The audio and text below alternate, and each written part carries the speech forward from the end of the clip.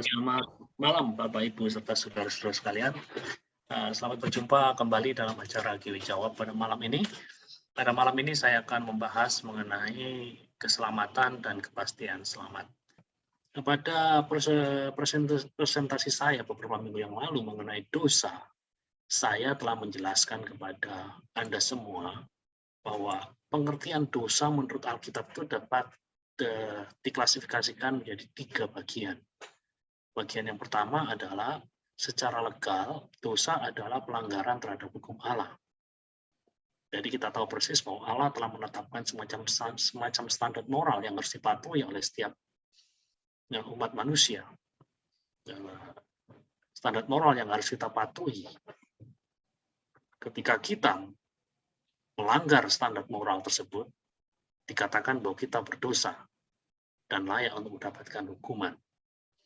Itulah pengertian dosa yang pertama yang sudah kita bahas beberapa minggu yang lalu. Pengertian dosa secara legal. Pengertian dosa yang kedua menurut Alkitab adalah pengertian secara relasional. Secara relasional, dosa adalah keterasingan.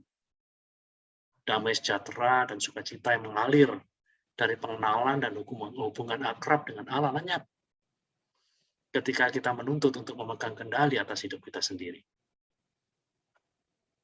Dan hancurnya hubungan dengan Bapa di surga membuat kita terpisah dari Allah dan membuat ras manusia menjadi sebuah keluarga yang rusak. Jadi inilah yang disebut dengan pengertian dosa secara relasional. Manusia terasing dari Allah, kemudian manusia terasing dari sesamanya, dan itulah pemahaman yang kedua mengenai dosa yang sudah kita pelajari beberapa minggu yang lalu. Pengertian ketiga mengenai dosa adalah pengertian secara volisional. Kalau kita berbicara volisional itu maksudnya sesuatu yang terkait dengan kehendak. Sesuatu yang terkait dengan keinginan kita sebagai manusia. Secara volisional, dosa itu adalah perbudakan. Jadi kehidupan yang berpusat pada diri sendiri itu memang menjanjikan kebebasan. Namun yang terjadi justru kebalikannya. Bukannya kita dapat kebebasan, justru yang terjadi adalah kita diperbudak. Dan inilah pemahaman yang ketiga mengenai dosa. Dosa secara volisional difahami sebagai perbudakan. Manusia tidak sanggup untuk menguasai dirinya sendiri. Manusia tidak sanggup untuk memilih apa yang baik. Karena dosa telah menihilkan atau telah menghilangkan atau telah mematikan kesanggupan kita untuk memilih apa yang baik. Itu yang dikatakan oleh Rasul Paulus dalam Roma pasal 7 ayat 15-24. Dan ketika kita mengakhiri masalah mengenai dosa, beberapa minggu yang lalu kita juga telah dibawa kepada sebuah solusi. Solusi atas dosa adalah ya keselamatan yang diberikan oleh Allah. Kasih Allah begitu besar bagi umat manusia. Sehingga walaupun manusia menolak Dia, Allah tidak mau menolak dan mengabaikan kita. Walaupun sebenarnya kita layak diabaikan. Justru sebaliknya, Allah mengutus putranya yang tunggal, Yesus Kristus, untuk membawa keselamatan dan solusi atas persoalan dosa umat manusia. Jadi solusi dari permasalahan dosa bukan berasal dari manusia. Solusi bagi persoalan dosa yang paling ampuh itu hanya berasal dari Allah. Manusia tidak punya solusi yang ampuh terhadap masalah dosa. Nah, saudara-saudara sekalian, Kristus Yesus, menurut Roma pasal 3 ayat 25 dan 26, telah ditentukan Allah untuk menjadi jalan pendamaian karena iman dalam darahnya. Hal ini dibuatnya untuk menunjukkan keadilannya karena ia telah membiarkan dosa-dosa yang telah terjadi dahulu pada masa kesabarannya. Maksudnya ialah untuk menunjukkan keadilannya pada masa ini supaya nyata bahwa ia benar dan juga membenarkan orang yang percaya kepada Yesus. Jadi solusi masalah dosa itu berasal dari Allah dan hanya bisa diterima melalui penerimaan karya pengorbanan Yesus di atas Kalvari. Nah, itu yang dikatakan oleh Rasul Paulus dalam Roma pasal 3 ayat 25 dan 26. Dan malam ini kita akan melihat bagaimana Alkitab menggambarkan mengenai keselamatan. Sama seperti halnya ketika kita belajar mengenai dosa, kita dihadapkan pada gambaran-gambaran mengenai dosa itu secara hukum adalah pelanggaran terhadap hukum Allah, dosa itu secara relasional adalah keterasingan, dosa itu secara volisional adalah perbudakan. Jadi kalau kita mempelajari Alkitab dengan baik, kita akan melihat ada 3 gambaran utama mengenai keselamatan. Gambaran yang pertama, keselamatan itu adalah pengampunan. Dosa dan penghakiman itu punya sebab akibat. Dosa mengakibatkan penghakiman. Penghakiman itu disebabkan oleh dosa. Dan di dalam kemurahannya Allah telah mengutus Kristus untuk membayar harga yang harus dibayar. Harga yang harus kita bayar oleh karena pelanggaran-pelanggaran yang kita buat. Dengan mati di atas kayu salib, Yesus itu memuaskan keadilan Allah. Dan sekaligus mengekspresikan kasih Allah yang luar biasa besar. Jadi keselamatan itu adalah sebuah pengampunan. Sebuah pengampunan. Kita yang seharusnya mendapatkan hukuman karena sudah dinyatakan bersalah. Bersalah karena apa? Bersalah oleh karena melanggar hukum-hukum Allah, melanggar standar moral yang telah ditentukan oleh Allah. Namun, oleh kasih karunia-Nya, kita dibenarkan. Kita dibenarkan, kita dinyatakan benar. Itu berarti bahwa kita diampuni dari dosa-dosa kita. Itu ibarat kita itu duduk di sebuah pengadilan. Karena kita tertangkap basah melakukan kejahatan. Dan kemudian melakukan kejahatan atau katakanlah melakukan pelanggaran. Dan kemudian hakim menyatakan kamu bersalah. Sesudah menyatakan kamu bersalah, hakim tersebut turun dari, katakanlah, tempat di mana dia duduk sebagai hakim. Dan kemudian dia berkata, aku menyatakan kamu bersalah, namun biarlah aku yang menanggung kesalahan. Engkau boleh pergi sebagai manusia yang bebas.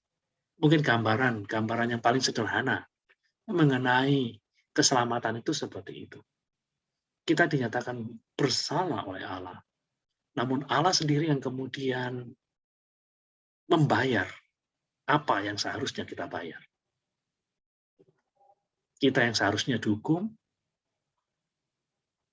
tidak memperoleh hukuman, namun Allah, dalam hal ini Yesus, pribadi kedua daripada Allah Tritunggal, terpaku di atas kayu salib untuk membayar dosa-dosa kita. Dan oleh karenanya, kita mendapatkan pengampunan dari dosa-dosa kita. Jadi itu gambaran pertama mengenai keselamatan. Keselamatan itu adalah sebuah pengampunan. Yang kedua, keselamatan itu digambarkan sebagai katakanlah sesuatu seperti kita pulang ke rumah. Itu berarti keselamatan itu adalah rekonsiliasi. Bapak Ibu serta saudara-saudara sekalian tentu ingat tentang perumpamaan tentang anak yang hilang. Bagaimana anak bungsu itu melakukan suatu perbuatan yang sangat tercela dan terkutuk. Karena dia minta bagiannya pada waktu ayahnya masih hidup. Dalam tradisi Yahudi itu adalah suatu perbuatan terkutuk. Itu seolah-olah berkata, Papa, kenapa kau tidak mati saja hari ini? Namun atas kasih sayangnya, Bapak tersebut toh akhirnya tetap memberikan bagian daripada si bungsu. Dan si bungsu kemudian menghabiskan hartanya. Akhirnya jadi miskin, kelaparan, terlunta-lunta, menjadi penjaga babi. Dan pada waktu dia menderita, dia ingat akan rumah di mana dulu dia dibesarkan. Dan akhirnya dia kembali. Dan kita melihat gambaran yang luar biasa mengenai keselamatan adalah ketika anak tersebut pulang ke rumah, anak tersebut diterima dengan tangan terbuka. Bapa di surga menunggu sekian lama, sebagaimana digambarkan di dalam perumpamaan tersebut sebagai Bapa yang sabar, yang menunggu si bungsu untuk kembali. Demikian pula Bapa di surga dengan begitu sabar menunggu anak-anaknya untuk kembali. Dan ketika anak-anaknya kembali, terjadilah rekonsiliasi. Bapa merangkul kembali anaknya.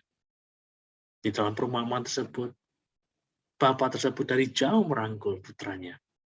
Dan kemudian sebuah pesta yang meriah, pesta yang mahal, disediakan bagi anak bungsu. Nah, perumpamaan tentang anak yang hilang ini menggambarkan keselamatan sebagai suatu tindakan seperti pulang ke rumah, suatu rekonsiliasi, suatu hubungan yang tadinya terputus, kemudian disambung kembali. Dan ada pemulihan dari hak-hak dari si bungsu tersebut. Sebagaimana digambarkan di dalam kisah tentang anak yang hilang. Keselamatan adalah kembali ke rumah. Keselamatan berarti kita diperdamaikan kembali dengan Allah. Hubungan yang dahulunya retak, hubungan yang dahulunya putus, sekarang disambung kembali. Keselamatan juga berarti pemulihan hak-hak kita sebagai anak Allah. Pemulihan hak-hak kita untuk mendapat bagian di dalam kerajaan Allah. Itu gambaran yang kedua mengenai keselamatan. Gambaran yang ketiga mengenai keselamatan adalah pembebasan.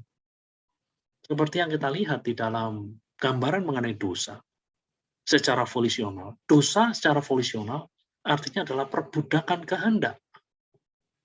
Perbudakan keinginan kita, sehingga kita yang tadinya ingin sesuatu yang baik, tetapi tidak bisa melakukan hal yang baik. Karena apa? Karena kita diperbudak oleh dosa. Dan kedatangan Yesus ke dunia, kematiannya di atas kayu salib, juga untuk menghancurkan dosa yang memperbudak manusia. Rasul Paulus sendiri menggambarkan pergumulan itu. Pergumulan di dalam batinnya. Bagaimana dosa itu begitu kuat menguasai dirinya. Ketika dia menulis di dalam surat Roma, sebab bukan apa yang aku kendaki, yaitu yang baik yang aku perbuat, melainkan apa yang tidak aku kendaki, yaitu yang jahat yang aku perbuat. Jadi jika aku berbuat apa yang tidak aku kendaki, maka bukan lagi aku yang memperbuatnya, tetapi dosa yang diam di dalam aku. Ini yang dikatakan Rasul Paulus, dosa itu begitu kuat. Sehingga dosa itu mendorong Rasul Paulus untuk melakukan apa yang bahkan dia tidak kehendaki. Sesuatu yang luar biasa. Sebabnya Rasul Paulus mengatakan, aku manusia celaka. Karena aku diperbudak oleh dosa. Aku tidak mampu berbuat apa-apa. Aku tidak berdaya. Siapakah yang akan melepaskan aku dari tubuh maut ini? Namun di bagian selanjutnya dari Roma pasal 7 dikatakan, syukur kepada Allah oleh Kristus Yesus Tuhan kita.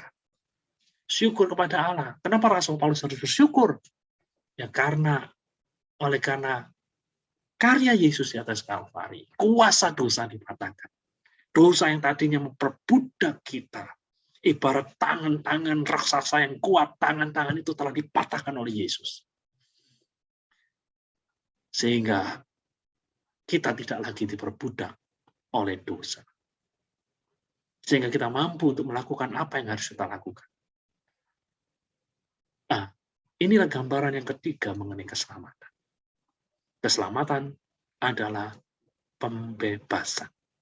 Jadi sekali lagi, ada 3 hal yang kita lihat di dalam Alkitab ketika menggambarkan keselamatan. Keselamatan adalah pengampunan. Keselamatan adalah pulang ke rumah. Keselamatan adalah pembebasan.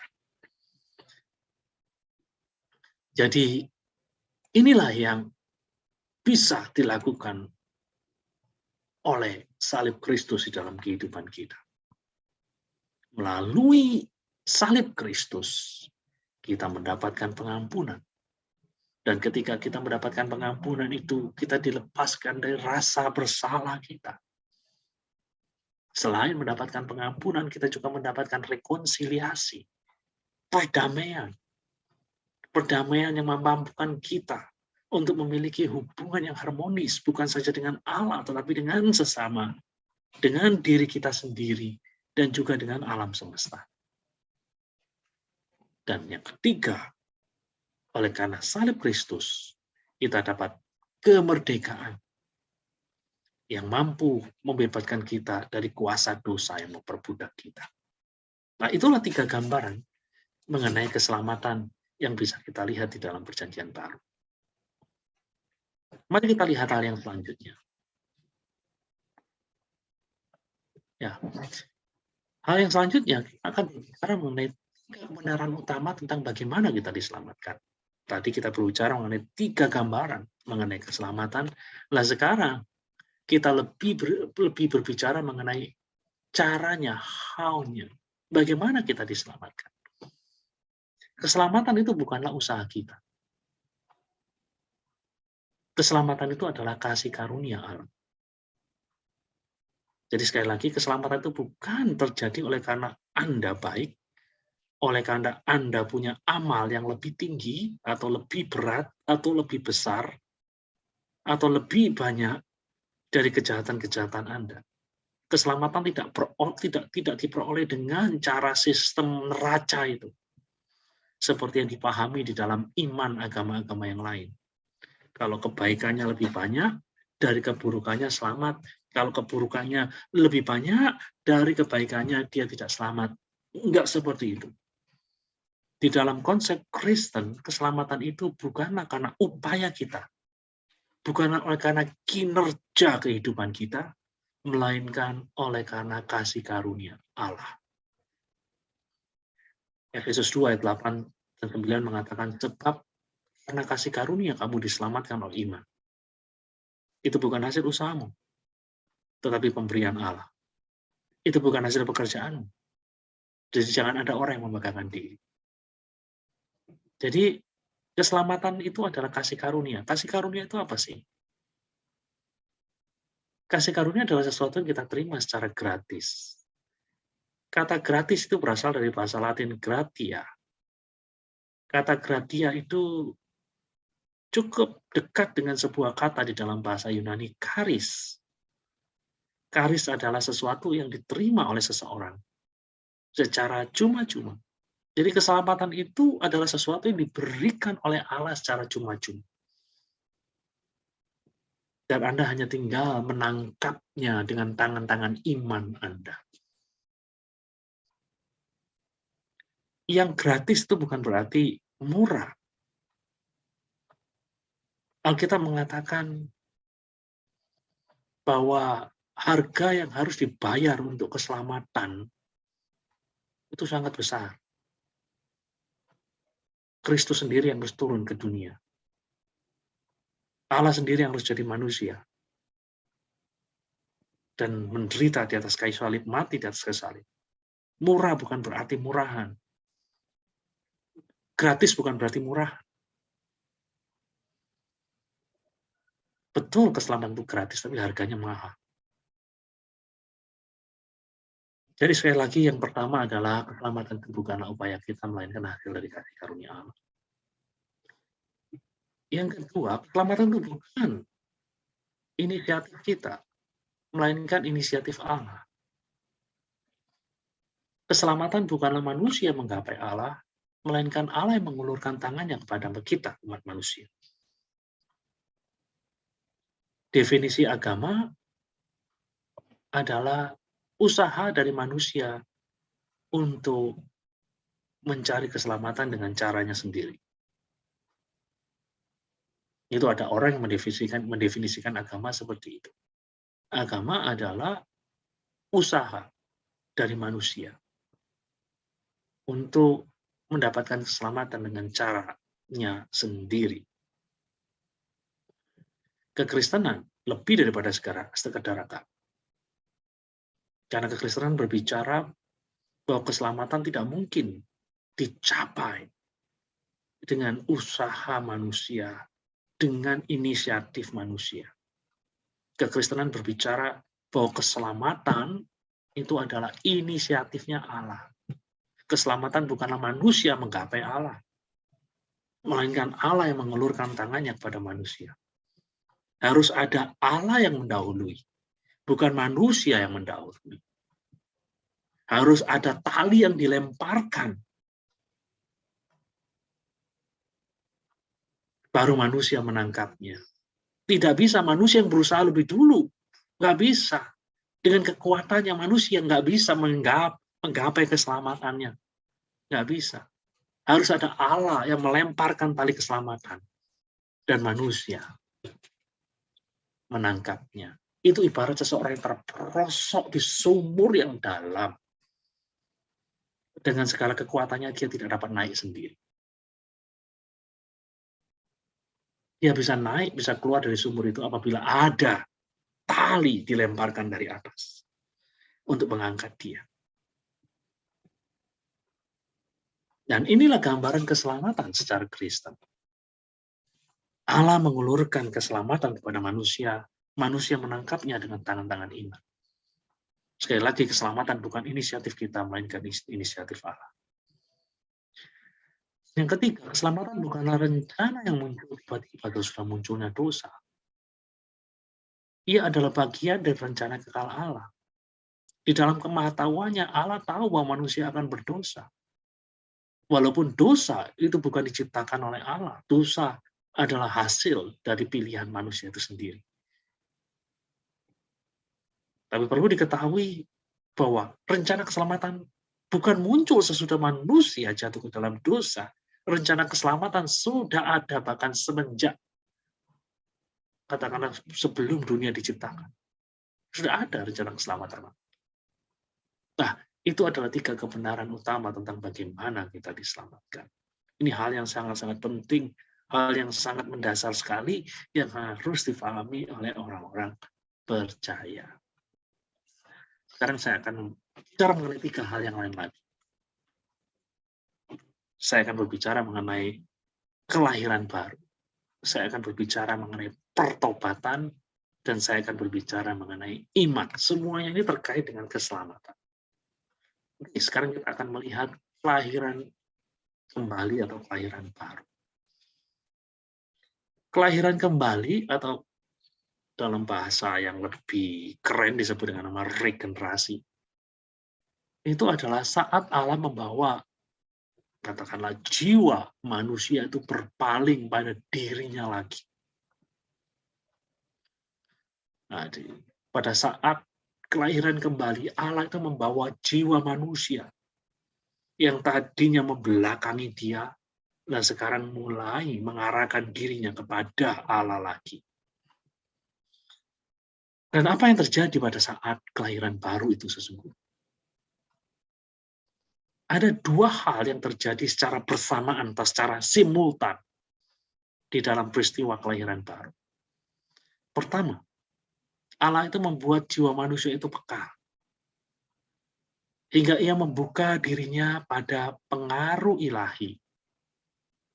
Dengan akibat langsung adanya perasaan lapar dan haus akan Allah. Dan yang kedua, Allah mencurahkan roh kehidupan dalam jiwa yang terbuka ini, sehingga roh manusia jadi hidup. Jadi sebenarnya, saudara-saudara sekalian, kita itu sebelum mengalami kelahiran baru, itu mati secara rohani. Itu jelas sekali dikatakan oleh Rasul Paulus dalam surat-suratnya.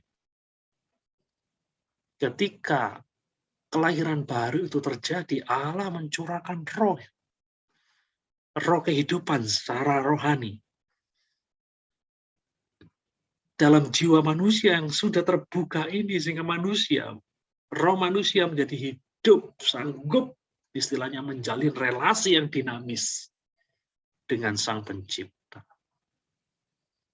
Nah, ini yang terjadi pada saat seseorang itu mengalami kelahiran baru. Ini hal yang cukup penting. Khususnya bagi mereka-mereka yang lahir di dalam keluarga-keluarga Kristen. Seperti yang pernah kerap kali saya katakan, Allah itu tidak pernah punya cucu. Setiap generasi di dalam kekristenan adalah generasi pertama. Setiap orang yang lahir di dunia ini dituntut untuk menjadi anak-anak Allah. Jadi ini hal yang sangat-sangat penting sekali. Karena banyak orang berasumsi saya ini lahir dari keluarga Kristen.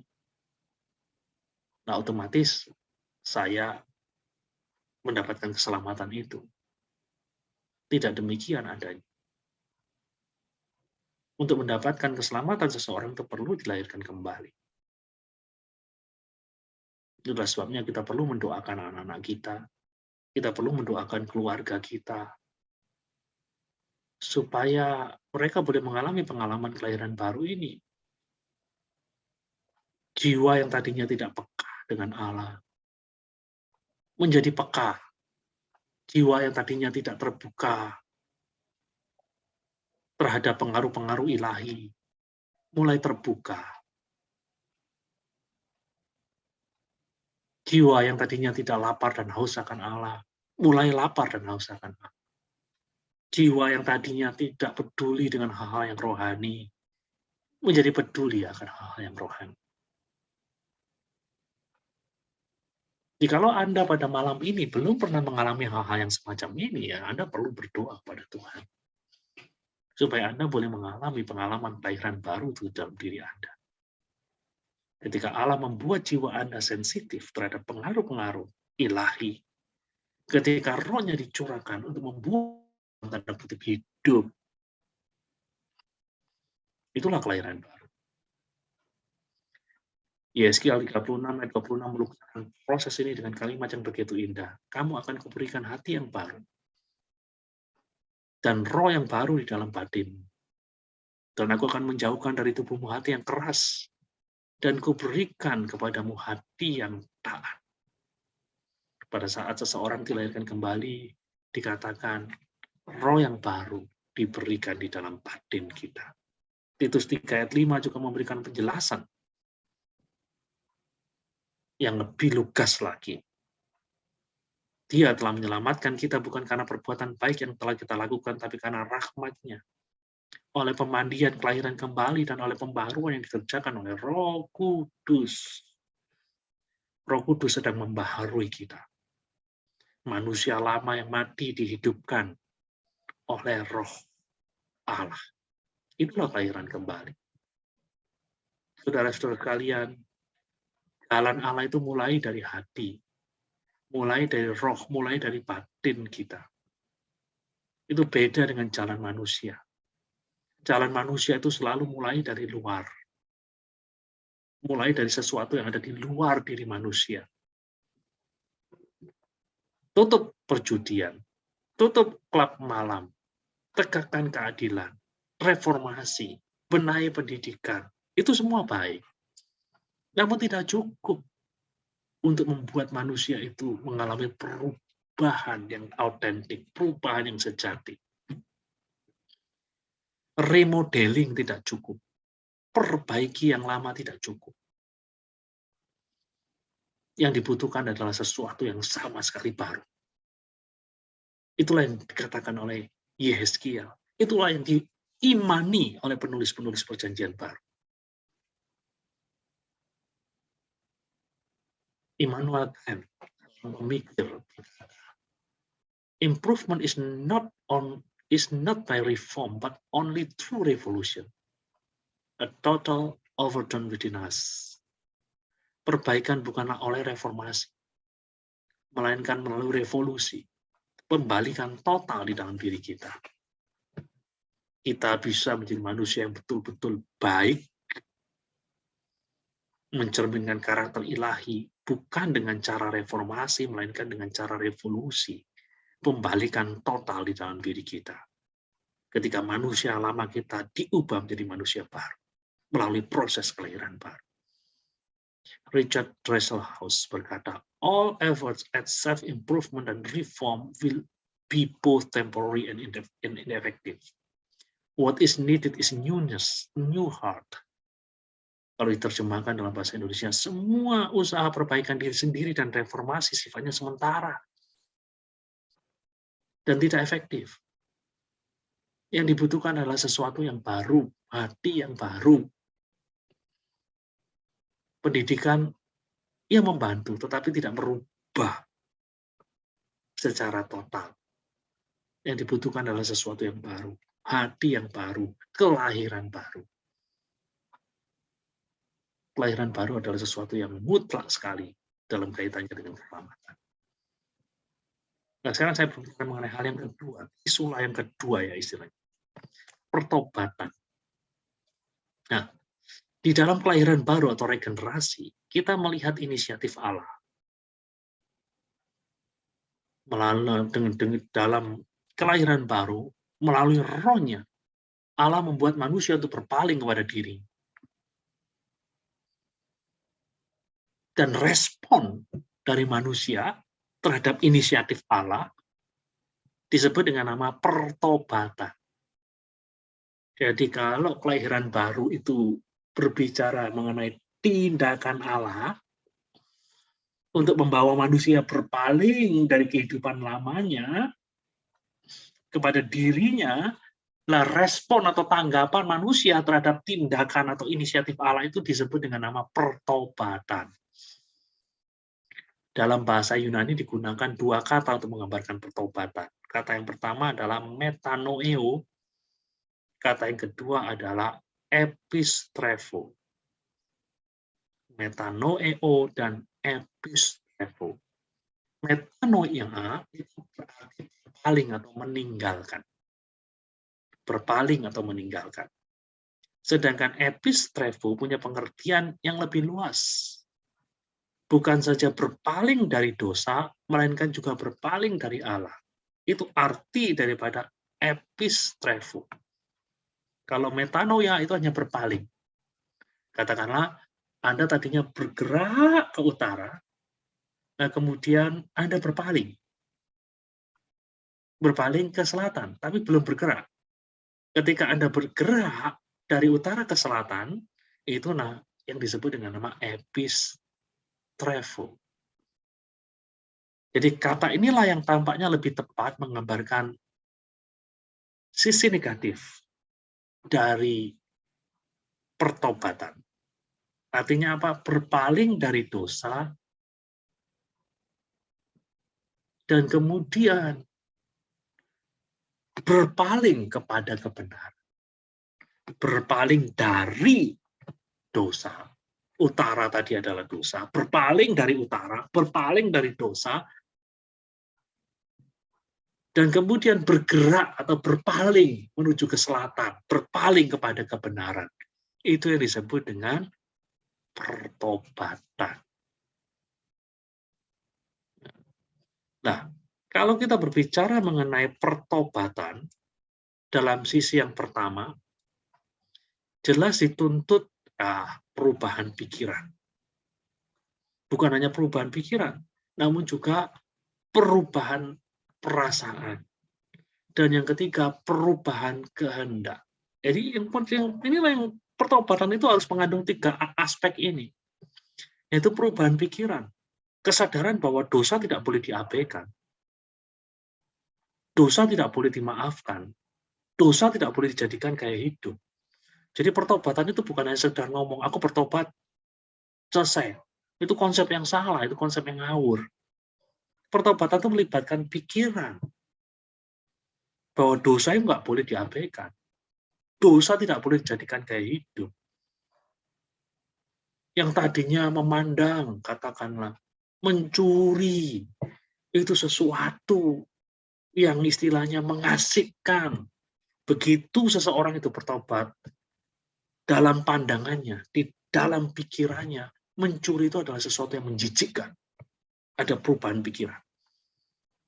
Dan bukan hanya perubahan pikiran, juga ada perubahan perasaan. Ada penyesalan. Nyesel. Kenapa ya? dulu aku itu mencuri. Karena mencuri itu merugikan orang lain. Membuat orang lain susah. Membuat orang lain merintih. Kita nyesel. Jadi bukan hanya pikiran, tapi juga hati, perasaan. Kita nyesel. Kenapa ya aku kok melakukan itu dulu? Dan juga ada perubahan kehendak. Ada tekad. Mulai hari ini, aku tidak mau mencuri lagi. Itu yang namanya pertobatan. Pertobatan itu mencakup 3 hal. Pikiran, perasaan, kehendak. Pertobatan itu bukan hanya sekedar ngomong. Aku menyesal atas dosa-dosaku. Sudah, nanti keluar dari gedung gereja, keluar dari ruang doa, yang tadinya mencuri lagi. Itu bukan pertobatan. Oke. Sekarang kita akan melihat ya, jadi dalam sisi yang kedua tadi kan berpaling dari dosa, kemudian berpaling kepada kebenaran. Dalam sisi yang kedua dituntut tindakan iman. Kita memiliki suatu hubungan yang positif dengan Allah atas dasar iman. Nah, jadi sekali lagi, pertobatan itu dari sisi yang negatif. Tadi berbicara mengenai hal yang terkait dengan pikiran, perasaan, dan juga kehendak. Nah, sekarang dalam pengertian positif, pertobatan itu juga menuntut tindakan iman. Karena kita memiliki suatu hubungan yang positif dengan Allah di atas dasar iman. Dan sama seperti sisi pertama dari pertobatan tadi, sisi kedua dalam hal ini kita berbicara iman, itu juga menyangkut pikiran, emosi, dan kehendak. Ya. Nah, di sini saya akan berbicara mengenai 3 komponen dari iman. Iman itu mengandung 3 komponen. Komponen yang pertama adalah komponen intelektual, pikiran. Iman Kristen itu dibangun di atas dasar informasi. Kita tidak diminta untuk percaya pada sesuatu yang tidak ada. Nah, jadi sekali lagi, iman itu dibangun di atas dasar informasi. Jadi kalau ada orang percaya, ya hanya sekedar percaya, tapi dia tidak mengerti apa yang tidak dia percayai, imannya bukan dibangun di atas dasar yang benar. Gitu loh.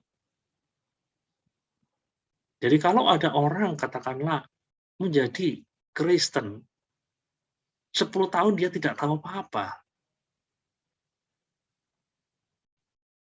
Ya komponen imannya, komponen intelektual dari imannya belum benar-benar terbentuk gitu. Ini hal yang pertama. Jadi iman itu mengandung komponen intelektual. Iman kita bukan didasarkan pada sesuatu yang asal-asalan. Bukan. Iman Kristen dibangun di atas dasar pemikiran yang jelas. Banyak di antaranya masuk akal. Walaupun beberapa di antaranya di luar akal. Nah, itu. Selain itu, iman juga mengandung komponen emosional. Di dalam iman yang menyelamatkan, itu seharusnya ada unsur emosional. Penjelasan Kristus di dalam perumpamaan seorang penabur menggambarkan tingkat iman ini. Benih yang jatuh di tanah berbatu, tumbuh, namun segera layu karena terik matahari. Itu menggambarkan hal-hal yang terkait dengan emosi. Ada orang yang tampaknya menyesali dosanya. Dan gembira karena pengalaman keagamaannya. Tapi sayang, karena kurang berakar ketika kesulitan tiba, banyak yang akhirnya mundur dari Tuhan. Jadi iman itu juga mengandung komponen emosional. Karena di dalam iman itu ada sukacita, di dalam iman itu ada sesuatu yang membuat manusia itu senang, tapi ada sesuatu juga yang membuat manusia itu jadi gerah, yang membuat manusia itu jadi mundur. Nah, nah, dan kemudian komponen yang ketiga dari iman itu adalah kehendak. Allah menghendaki agar iman seseorang itu bisa berkembang melampaui tingkat emosionalnya. Sehingga mereka mampu membuat suatu komitmen yang tegas untuk mengikuti Yesus. Nah, ini yang cukup penting. Emosi itu berubah-ubah. Itulah sebabnya Tuhan menuntut kita untuk memiliki iman yang mampu melampaui tingkat emosi kita sehingga kita mau mengikuti Yesus walaupun harganya mahal. Walaupun kita harus mengikuti penderitaan, walaupun kita harus mengikuti jalan-jalan yang tidak kita mengerti, walaupun kita harus mengikuti jalan-jalan yang tidak kita suka. Itulah sebabnya kata iman di dalam Perjanjian Baru, di dalam bahasa Yunani digunakan kata pistis, itu bisa berarti kesetiaan. Karena tidak ada iman yang sejati terlepas dari kesetiaan. Jadi kalau orang mengatakan, aku beriman kepada Tuhan, tetapi dia tidak setia mengikut Tuhan, itu sama juga bohong. Kalau orang mau mengikut Tuhan untuk mendapat enaknya, beriman kepada Tuhan, pada waktu enak-enak saja, waktu sakitnya disembuhkan, waktu usahanya diberkati secara material, waktu doa-doanya dijawab, dia ikut Tuhan. Itu hal yang biasa. Tapi bagaimana kalau dia dihadapkan pada sesuatu yang sebaliknya? Doa-doanya kelihatannya tidak jawab, penyakitnya tidak disembuhkan, usahanya kelihatannya tidak diberkati. Apakah dia mau ikut Tuhan? Apakah dia mau setia? Kalau dia mau setia, dikatakan bahwa dia telah memiliki iman yang sanggup melampaui tingkat emosional. Dia memiliki iman yang mampu menunjukkan kesetiaan. Dia mampu mewujudkan iman sebagaimana difahami oleh Perjanjian Baru dari kata iman itu sendiri. Kata iman itu sendiri kan artinya kesetiaan. Stanley J. Grant, seorang teolog kenamaan di awal abad ke-21 ya, menulis iman Perjanjian Baru tidak berakhir pada pengetahuan atau emosi. Banyak orang tahu, tetapi tidak memiliki iman yang menyelamatkan. Yakobus pernah menulis, kalau berbicara mengenai pengetahuan mengenai Allah, iblis pun tahu mengenai Allah. Iman yang sejati atau iman Perjanjian Baru tidak berakhir pada pengetahuan. Tidak juga berakhir pada sesuatu yang sifatnya emosional. Iman yang menyelamatkan itu selalu melibatkan komitmen. Nah, inilah 3 elemen daripada iman yang perlu kita ketahui sebagai orang percaya. Iman itu melibatkan pengetahuan, iman itu melibatkan perasaan, dan iman itu juga melibatkan komitmen. Komitmen, kemauan untuk terus mengikut Tuhan, apapun yang terjadi. Nah, jadi saya sudah banyak berbicara mengenai hal-hal yang terkait dengan keselamatan. Sekarang saya akan berbicara mengenai kepastian selamat. Ya, nah ini masalah yang kali dihadapi oleh orang-orang Kristen. Banyak orang kurang memiliki jaminan keselamatan. Ketika ditanya, banyak orang yang tidak bisa memberi jawaban yang tegas. Kalau hari ini Tuhan memanggil kamu, apakah kamu yakin? Apa iya ya, kalau saya mati, saya akan diterima oleh Allah? Dalam mulut ngomong pasti, tapi dalam hati nggak seperti itu. Saya banyak berjumpa kasus-kasus ini di dalam pelayanan. Mengapa banyak orang memiliki jaminan keselamatan? Jawabnya karena mereka mempertanyakan ketepatan dari cara mereka mengekspresikan iman dalam Kristus. Jadi karena mereka mempertanyakan ketepatan dari cara mereka mengekspresikan dalam iman. Cara saya mengekspresikan iman ini sudah pas enggak? Sudah tepat enggak? Cara saya hidup ini sudah tepat enggak? Banyak dari antara mereka yang merasa enggak yakin bahwa kehidupan yang dia jalani hari ini betul-betul mengekspresikan iman yang benar, iman yang diterima oleh Tuhan. Ya, itu nomor satu. Dan yang kedua, karena dosa-dosa yang mereka lakukan sesudah mereka menerima keselamatan.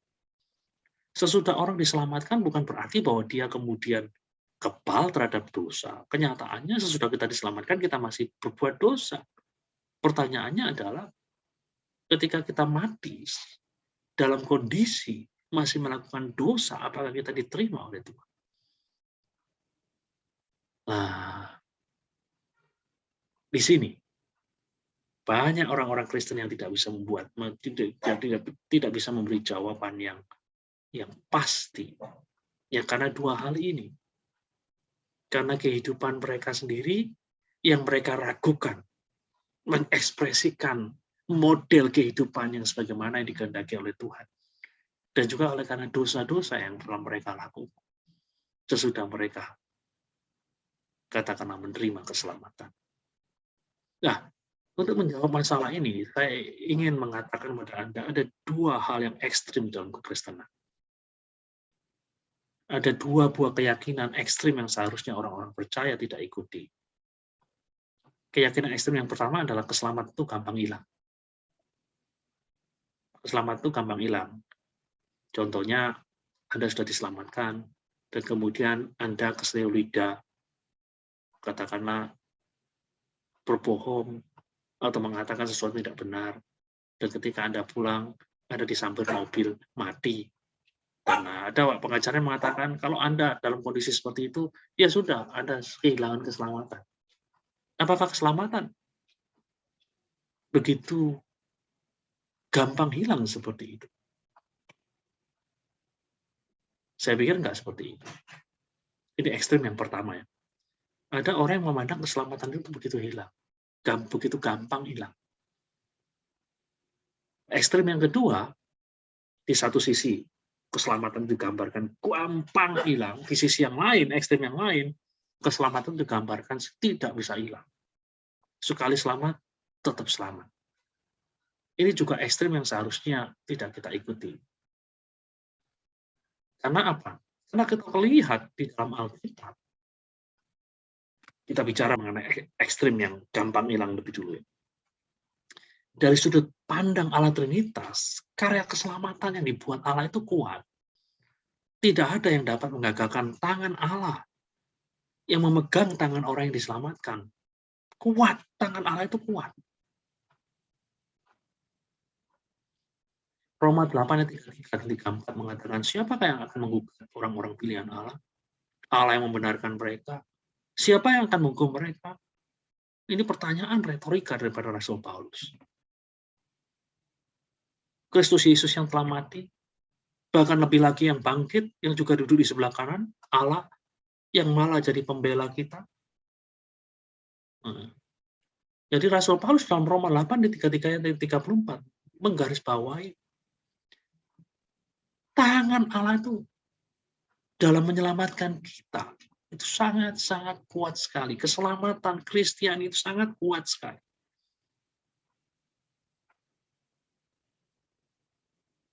Nah, di dalam Roma 8 ayat 38 dan 39 dikatakan, sebab aku yakin bahwa baik maut maupun hidup, baik malaikat-malaikat maupun pemerintah-pemerintah, baik yang ada sekarang maupun yang akan datang, atau kuasa-kuasa, baik yang di atas maupun yang di bawah, atau suatu makhluk yang lain tidak akan dapat memisahkan kita dari kasih Allah yang ada di dalam Kristus Yesus. Tangan Allah memegang manusia itu cukup kuat. Tidak ada kuasa di luar Allah yang sanggup untuk mematahkan tangan Allah yang mencengkram manusia yang diselamatkan. Jadi sudah lihat, di dalam perjanjian baru, Ada tangan Allah yang begitu kuat untuk memegang orang-orang yang diselamatkan. Nah, kebenaran ini ya secara tidak langsung menggarisbawahi bahwa keselamatan kita itu nggak gampang hilang. Di dalam bagian Roma 8 ayat 33 sampai 34 di sini implisit sekali, kalaupun kita ini katakanlah memiliki kesalahan, memiliki dosa, namun tidak otomatis dosa yang kita buat, kesalahan yang kita buat, itu kemudian membuat keselamatan yang telah diberikan oleh Allah itu jadi luntur. Enggak seperti itu. Lihat ayat 33, siapa yang akan menggugat orang pilihan Allah? Allah yang membenarkan mereka. Nah, jadi implisit di sini, walaupun kita melakukan kesalahan, asal itu tidak dilakukan secara terus-menerus menjadi gaya hidup, ada tangan Allah yang menjamin keselamatan kita. Lah yang 38 sampai 39 itu berbicara mengenai kekuatan eksternal yang ada di luar diri manusia. Setan tidak dapat menggagalkan, tidak dapat mematahkan tangan Allah yang memegang keselamatan. Malaikat-malaikat yang paling hebat pun nggak bisa. Kuasa manapun nggak bisa. Lihat kekuatan dari keselamatan yang berasal dari Allah. Ini sisi yang satu ya. Saya berbicara kepada orang-orang yang mengatakan keselamatan itu gampang hilang. Saya mengatakan pada mereka, keselamatan itu nggak gampang hilang. Dan kemudian, saya sekarang mau berbicara kepada ekstrim yang satunya lagi, yang mengatakan sekali selamat, selamat. Keselamatan tidak bisa hilang. Saya mengatakan, walaupun tangan Allah itu kuat, namun manusia dengan pilihan yang dibuatnya sendiri bisa membuat dirinya sendiri keluar dari keselamatan. Tangan Allah cukup kuat, tapi manusia bisa menggagalkan tangan Allah itu dengan kehendak bebasnya. Sama seperti Allah tidak mau katakanlah mengintervensi pilihan Adam dan Hawa ketika mereka makan buah terlarang. Demikian pula Allah tidak bisa mengintervensi manusia yang dengan kehendaknya sendiri memilih untuk keluar dari anugerah keselamatan. Karena Allah menghormati pribadi yang diciptakan sesuai dengan peta dan teladannya. Itulah sebabnya di dalam Alkitab, kita melihat ada beberapa ayat Alkitab yang memberikan peringatan tentang adanya kemungkinan seseorang itu kehilangan keselamatan. Kalau keselamatan tidak bisa hilang, apa ada ayat-ayat seperti ini? Waspadalah, hai saudara-saudara, supaya di antara kamu jangan terdapat seorang yang hatinya jahat dan yang tidak percaya oleh karena ia murtad dari Allah yang hidup. Lihat, murtad. Murtad berarti keluar dari lingkaran anugerah keselamatan. Kenapa ada ayat-ayat ini? Kalau gagasan sekali selamat tetap selamat itu benar. Ibrani 6 ayat 6. Namun yang murtad lagi tidak mungkin dibaharui sekali lagi hingga mereka bertobat, sebab mereka menyelamatkan lagi anak Allah bagi diri mereka dan menghinanya di muka umum. Nah, sekali lagi, ayat-ayat ini seharusnya menyadarkan kita bahwa keselamatan kita bisa hilang. Kapan itu terjadi? Ketika kita dengan pilihan yang kita buat sendiri, dengan kehendak bebas kita, memilih untuk keluar dari lingkaran anugerah keselamatan. Jadi kesimpulannya, keselamatan itu bisa hilang, namun demikian tidak gampang hilang.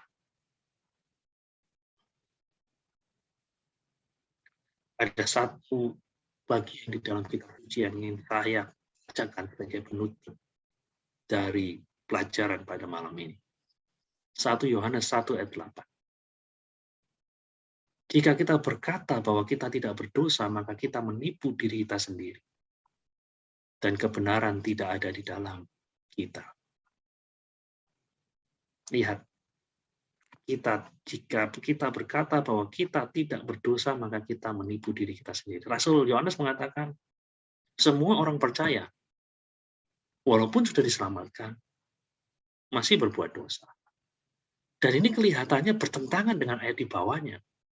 Kalau kita baca di dalam Alkitab terbitan LAI, kita jadi bingung. Di dalam satu buku yang sama, kitab yang sama. 1 Yohanes 3:9 mengatakan setiap orang yang lahir dari Allah tidak berbuat dosa lagi. Duh, di atas mengatakan barang siapa yang mengatakan tidak berbuat dosa, dia menipu diri sendiri. Loh, kok di sini seolah-olah ada hal yang bertolak belakang. Setiap orang yang lahir dari Allah tidak berbuat dosa lagi. Sebab benih ilahi tetap ada di dalam dia, dan ia tidak dapat berbuat dosa karena ia lahir dari Allah. Sing bener ini mana? Kelihatannya kan bertolak belakang. Yang di atas, orang percaya itu bisa berbuat dosa. Yang di bawah, orang percaya tidak bisa berbuat dosa. Yang bener endi itu. Nah, di sini sebenarnya yang menjadi masalah itu di terjemahan Alkitabnya. Kalau kita mengerti bahasa asli Alkitab, bunyinya nggak seperti itu. Bunyinya seperti ini. Setiap orang yang lahir dari Allah, itu tidak terus-menerus berbuat dosa. Sebab benih ilahi tetap ada di dalam dia dan ia tidak dapat terus-menerus berbuat dosa karena ia lahir dari Allah.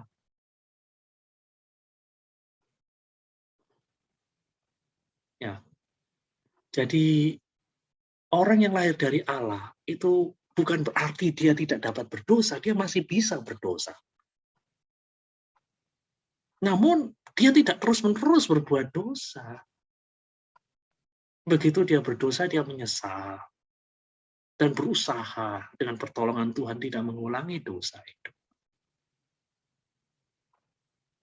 Jadi aplikasinya gimana? Jadi selama di dalam hidup ini, Anda tidak menjadikan dosa sebagai suatu gaya hidup. Percayalah, walaupun Anda mati bukan sebagai orang yang tidak sempurna, Anda pasti akan diterima dalam hadirat Allah di surga. Jikalau Anda benar-benar dilahirkan dari Allah, jikalau Anda tidak terus-menerus berbuat dosa, milikilah kepastian keselamatan ini. Semoga pelajaran pada hari ini akan membuka mata kita, mata rohani kita.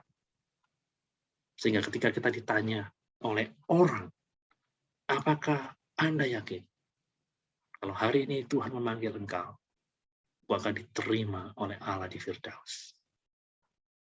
Jawabnya, ya kalau Anda